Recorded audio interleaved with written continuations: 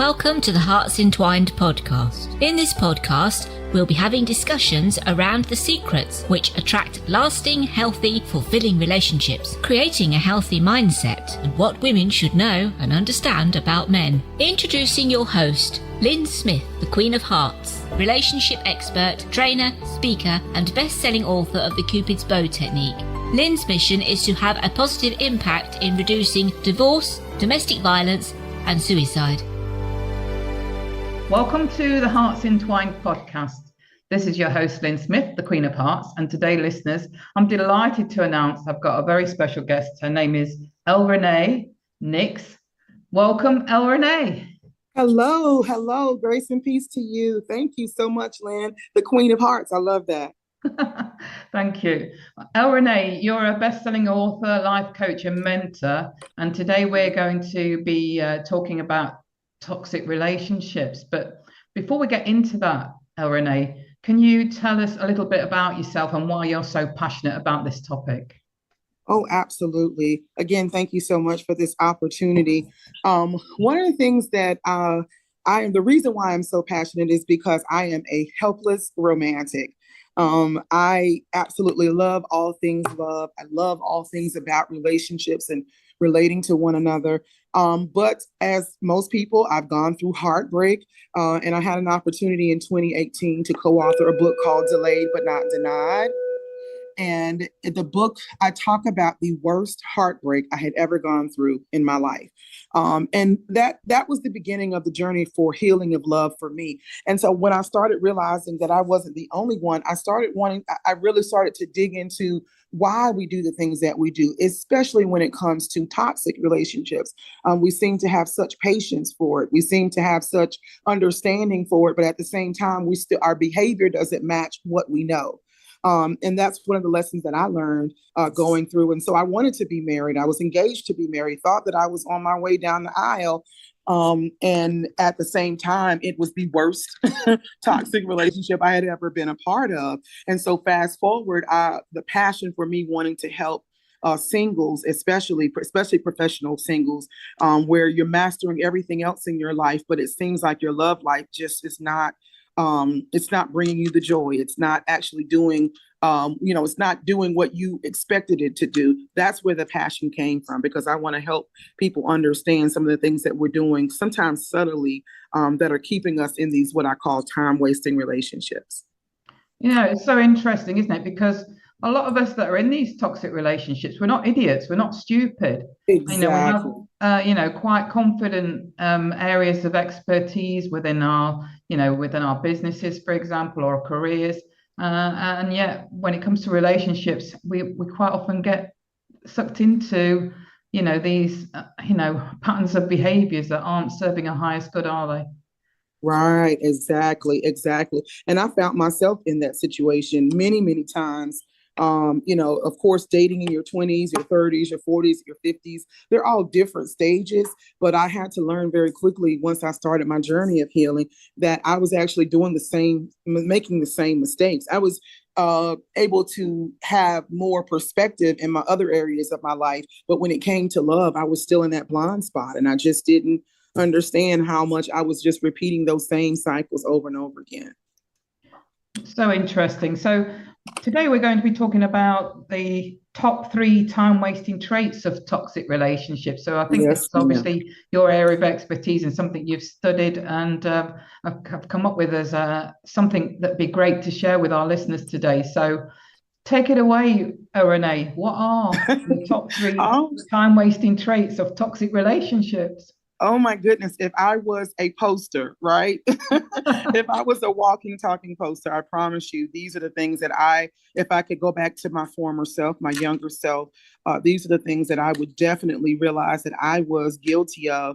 And I'll start there because, first of all, a lot of times when it comes to relationships, especially when you are a high achiever, when you are a high performer, you don't want to hear that you failed. You don't want to hear that you've made mistakes because a lot of times in your career, you're paid made to be a problem solver. But one of the things is I had to admit that I did not know how to date. I really was not good at dating. I was trying to pursue dating in a totally different way than I was the other areas of my life. So if I had to start with those three things, the first thing that I realized was that I did not know how to necessarily date. I was just kind of stabbing at the straws, so to speak, when it came to selecting someone based upon what I wanted and what I needed. I was just kind of going with the flow. That's one of the main time wasters. We have got to stop going with the flow. I believe that high yielding professionals, just like we're intentional with our career, we're intentional with our health, we're intentional, about our goals in life. I think we have to be the same way. I was wasting my time hoping that someone was going to just magically be something that I had never even actualized myself. I just kind of thought that they would blend into what I was thinking in my head. And so that's one of the first things that I say is that we've got to stop not dating intentionally and actually even having a clear understanding of what dating means to you. A lot of times we're wasting our time because we are entertaining people assuming that dating means the same thing. And actually, this person might think that it's an exclusive thing. And this other person may say that dating is after so many dates or after so much time has gone past. So dating has changed in terms of the definition. So that's one of the things that I think a lot of times we put so much stake in what just the word dating means. And most of us are thinking so many different things. So I advise singles to know what you mean by dating. The other thing that I think that is definitely a time waster is I had a hard time breaking up with this image that I had in my head about the absolute best relationship. I was really actually I was actually reducing some of the candidates and some of the quality people that I was coming in contact with. A lot of times I was already eliminating them because they weren't lining up with this image that I had in my head. And so sometimes I couldn't see the person for who they were. And then on the other side, if I was meeting someone who actually did meet those qualifications in my head, I wasn't able to see the person for who they really were and their toxic traits. So that kept me in a lot of situations way too long. That'd be the third thing I would say, is that a lot of times that we waste our time staying way past the expiration date, especially if you are what I call an emotional hoarder. You tend to hold on to the nostalgia. You tend to hold on to the memories. You want to hold on to the fantasy. That makes you stay in relationships way past its time. And a lot of times it just ends up adding more stress, more damage to our psyche, more damage to our soul, more damage to our heart. And then we don't spend enough time in between. I guess if I had a 3A, we don't spend enough time in between relationships, really digging in and allowing ourselves to reset, allowing ourselves to go through that healing period. So that's what I would begin the situation or begin this conversation, is that these are things that I had to learn the hard way. There wasn't a book, although I'm an avid reader. I love to write and I go to seminars. I studied these things, but it wasn't until I took the time to sit down. I sat myself down for quite a bit after that heartbreak, and I didn't allow myself, even though I was bored and wanted to still date and I wanted to move on, but I made myself sit in some of the things that I was experiencing, so that I started realizing some of the things that I was doing that was actually wasting my time and actually hurting my chances of finding that lasting love. Excellent. So can we delve a bit deeper then into each of these three areas? The first one Sure. about, what do you mean by dating and being intentional? So what specifically could you give, as advice to, or what do you give as advice, or what did you give as advice to yourself and to your clients that you work with around that first one? Well, one of the things that I have done is I had to really decide my dating readiness. And I have, when I work with my clients, I like to I give them an actual dating readiness quiz. And it's nothing long and lengthy, but it makes you actually think and make a decision, not to just only think with your heart about it, but to actually decide whether or not you're in the right space to accept the right kind of love, the love that you're looking for.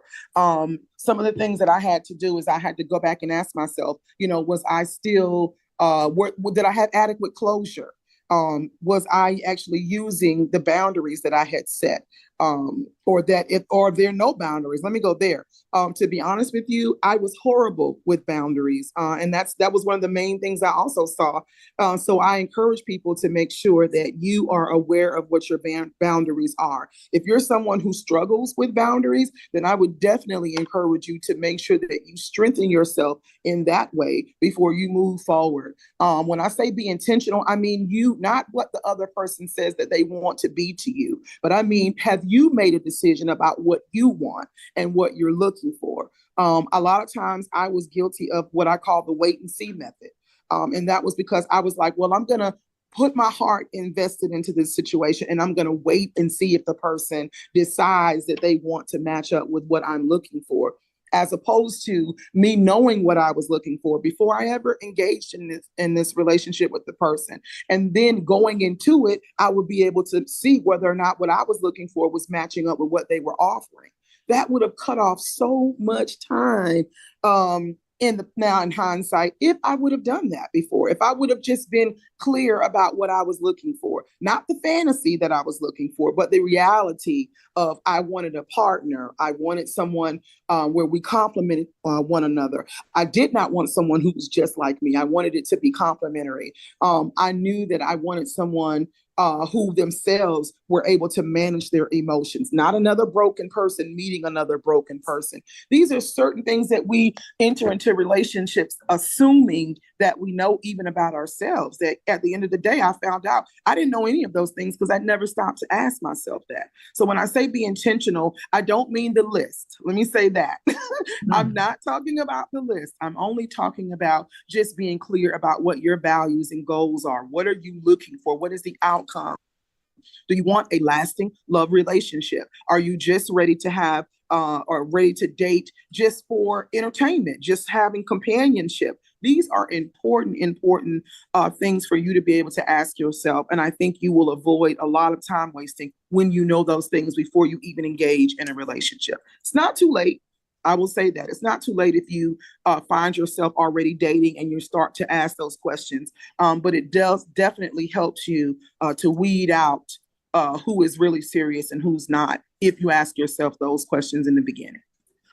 Absolutely. And I think, we lose valuable time in our single state or Right. status, don't we? Not doing this stuff for ourselves, don't we? Exactly. And just simple question. It doesn't have to be a lifelong journey all the time, but just even being, just getting, what's the word? I think I want to say just actually being aware, a lot of times, again, because we want to be led by our heart. We want to just, again, I'm a hopeless romantic. So I watch the movies and, I subscribe to all of that. We see each other across the room and we gaze and we just, start to fly. But the reality is we have to know if we are ready for love. And then if we're ready for love, then that's going to help us better determine whether or not the person that we are interested in is ready. But when we're both just still on the wings of love, it's a gamble. It's a gamble. Trust me on that one. Yeah, absolutely. 100% agree. So the second trait with lining up and meeting their values and making sure that your values are aligned with theirs. Mm-hmm. Can you give examples of how you ask questions either to yourself or to your clients around that particular trait? Oh, sure. One of the biggest things that I had to learn was I had to at least identify what my perception of love was. How I perceived, a lot of times we have, again, these, our culture, our background, our experiences, how I perceive love based upon my own parents. My parents have been married for over 50 years. My grandparents were married for over 60, 70 years. So I'd always been around longevity in love. So my perception, though, was based upon what I saw in love. I saw the traditional roles of marriage. I saw, the longevity. I saw the patience. I saw the growing with one another. I saw forgiveness on a different level. These are the kinds of just basic questions that if at least you are able to identify that this is what I think love looks like, that's a great conversation starter. One of the things I was guilty of was that I would start a lot of times conversations just letting the person that I was interested in, I would let them lead the conversation. And it would be on what I would call these surface dating questions, these surface tendencies. What do you like to do? What's your favorite color? I love your eye color, things of that nature. And those are just the initial phases. But I mean, to begin to learn how to ask questions that will get those deeper answers, not to be too intense. I'm not saying on my show, a lot of times I'll say, I'm not talking to the rigid readers of the world who have that list and are saying you have to fill every box and every, box has to be checked. No, I'm saying that these are questions that you can begin to ask yourself. Where does my understanding and concept of love come from? Because that will carry and follow you into relationships. And that will, a lot of times when you think about it, when the relationship is over, it's going to go back to those core values. It's going to go back to those core expectations. So wouldn't it help if we all asked those questions before we ever got to the first date? Yeah, and I think I've been guilty of, as well as, hearing my clients say the same thing around, not giving somebody who could potentially be a really good match the chance to really show who they are, just based on probably not instantly being physically attracted, let's say. Oh my goodness, that's actually how I met my husband. And by the way, I just got married last year. So again, these are not congratulations. Yeah, I just got married last year. So these are things that I am living. Okay, I am the example of doing these things that I'm sharing with you. I'm not just telling you some things from 100 years ago. I'm actually the experiment myself.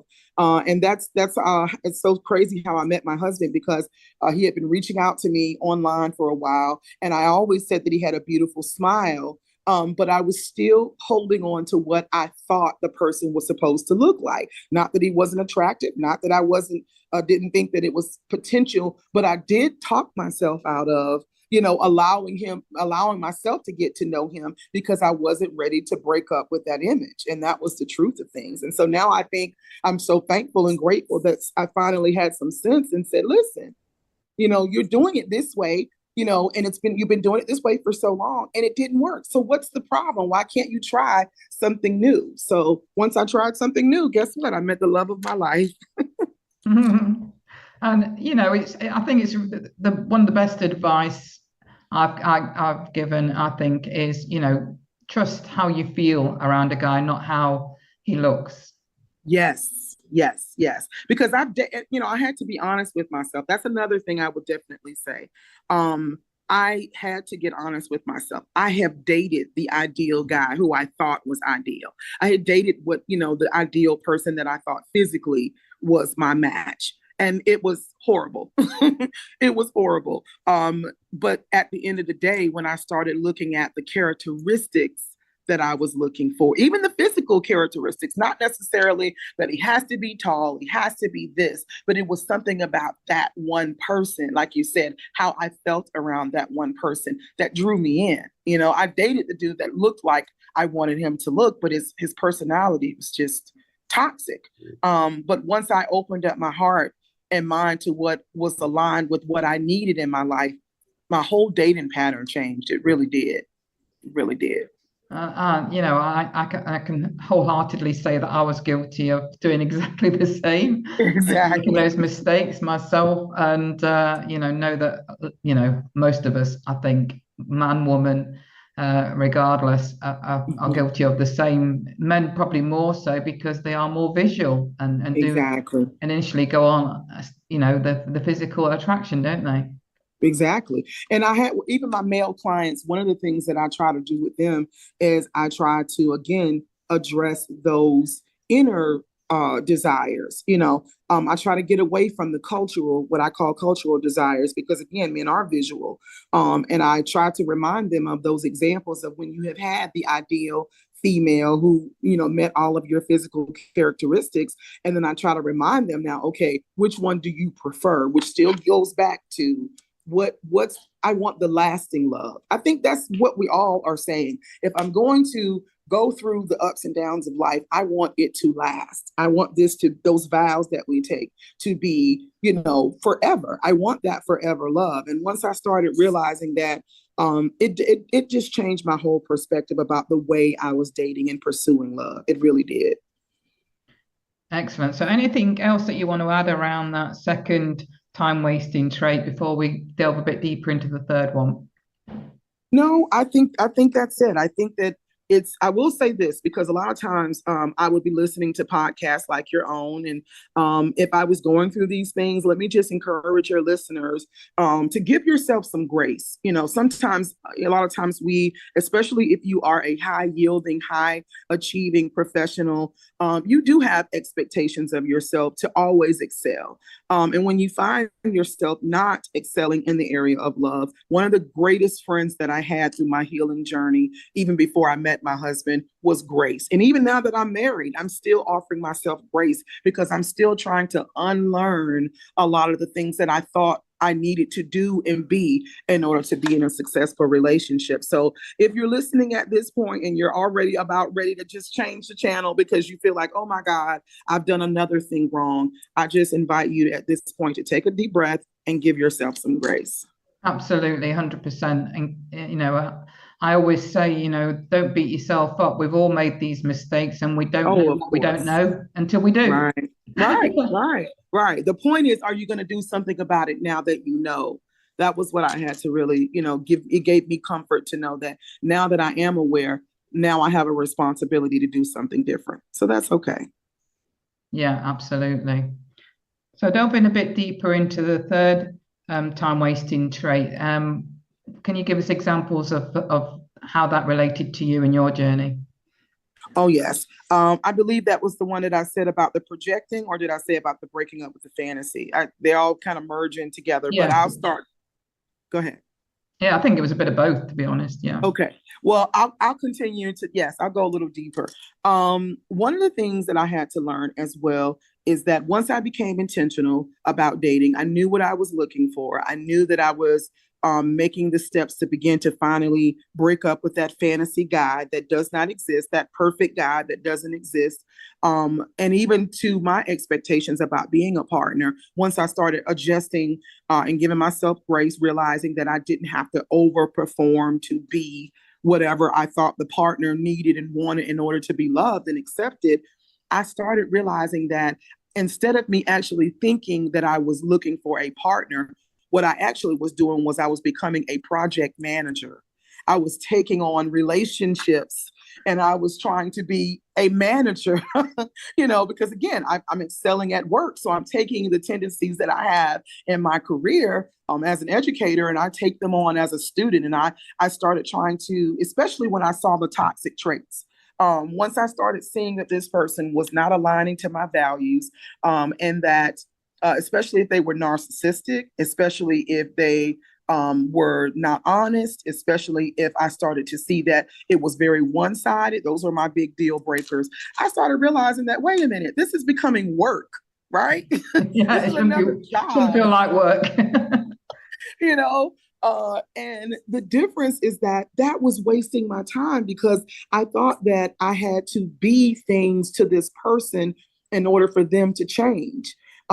That was just one of the biggest ways that I wasted my time. I had to begin to put ownership on the fact that I was not supposed to be your project manager. That was not my role. My role was for us to, of course, support one another, but not lead you and you not lead me. I think I started realizing how much pressure I was putting on my partner or my potential partner to be every answer that I needed, every solution, to fix everything. And I even did a series one time that I had to admit that, help, I'm a fixer. I wanted to fix this person. And that wastes so much time trying to fix other people. The only thing that we can do is to try to work on ourselves. If you're going to waste the energy, or not even waste, if you're going to exude the energy, the best energy to use is to fix yourself, to work on the things that bring you joy, to work on healing those traumas, or work on, the areas that tell the truth, that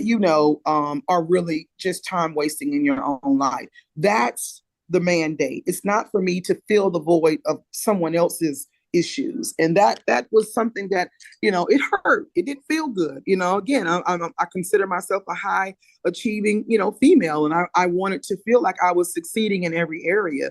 But in all honesty, I had to that was a dark day, but I'm so glad that I sat in it. I didn't run away from it. Listen, you've got to admit that you have been trying to manage another human being. And that's not the role. That's not what I want to do. Even in my marriage now, I keep reminding myself that's not my job. I'm not here to be your mother.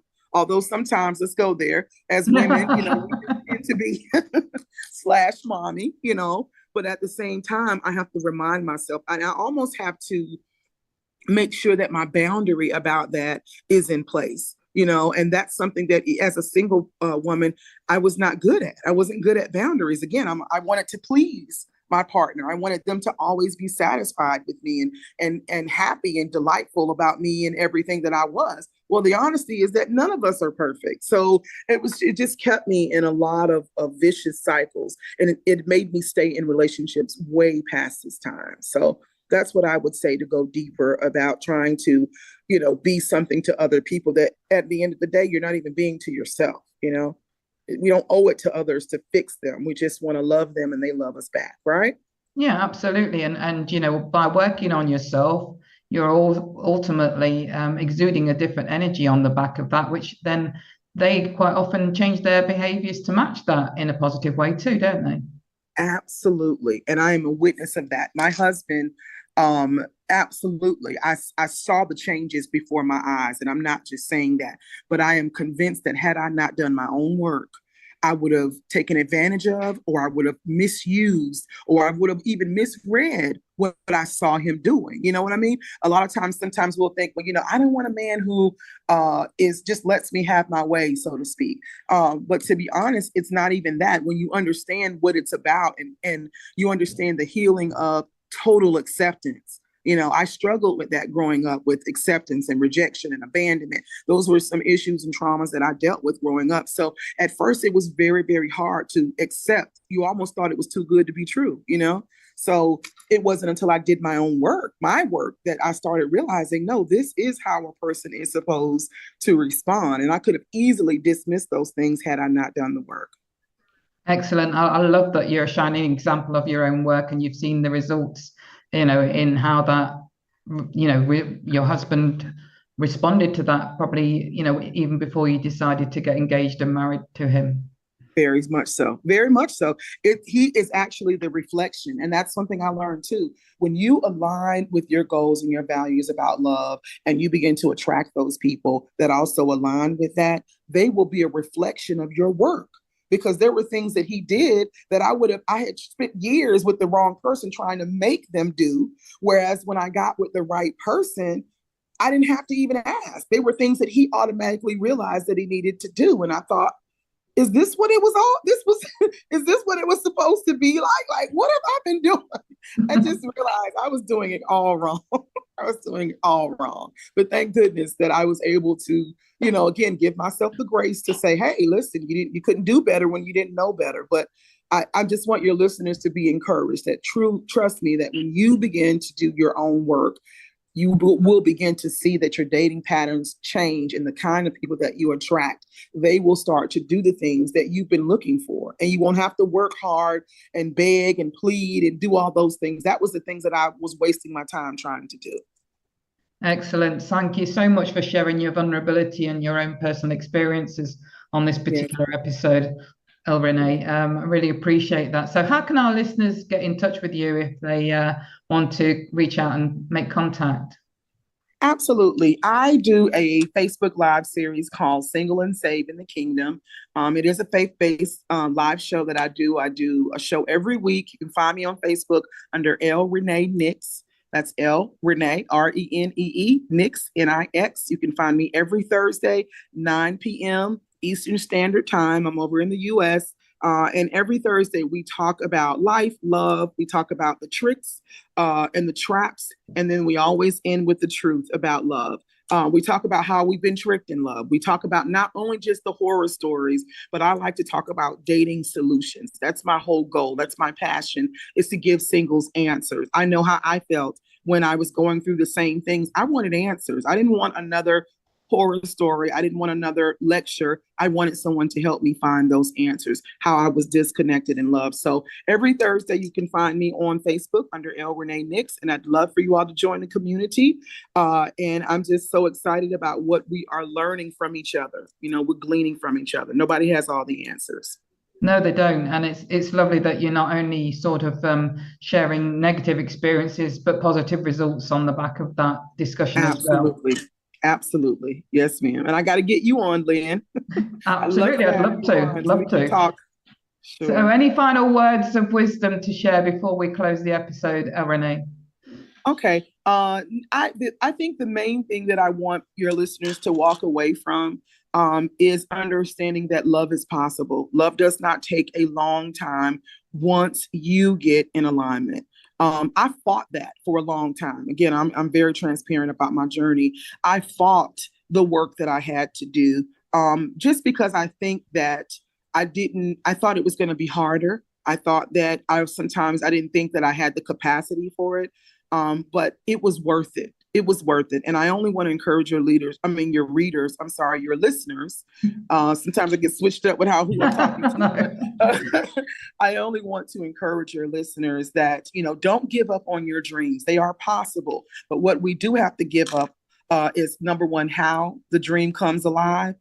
We have to give up who we think the dream is going to be manifested through. And we definitely have to give up the expectation that the dream will be perfect. The dream will be perfect for you, but it won't come in a perfected box. And that was one of the greatest lessons that I learned. And be patient with yourself. Give yourself the grace that when you recognize you're making some toxic mistakes, you are time wasting. If you're in a relationship right now that is not yielding what you want, give yourself permission to walk away.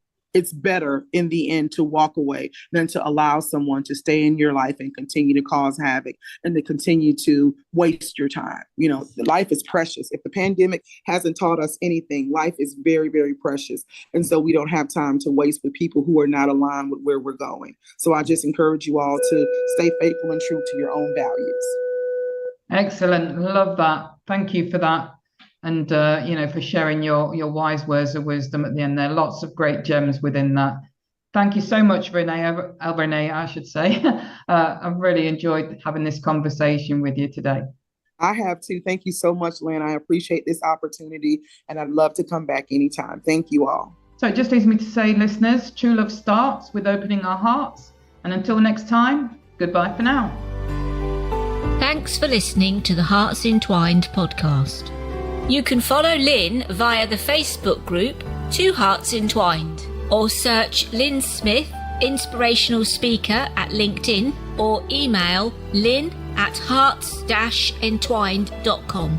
That's LYN@hearts-entwined.com. Remember, true love starts with opening our hearts.